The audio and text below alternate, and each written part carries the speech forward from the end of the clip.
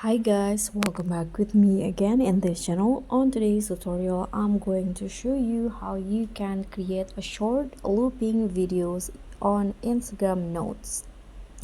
So on Notes, not only you can share your music, your favorite music, but you can also share a short video, and this is what you are going to do if you want to create one.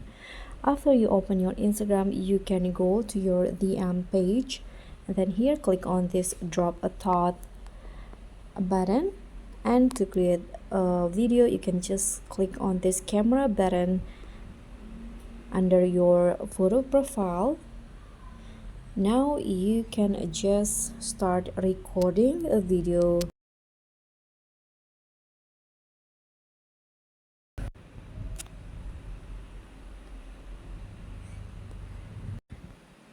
And this will be the preview. If you want to update it, you can just click on the check icon, and then your video will appear at the top of your inbox for 24 hours.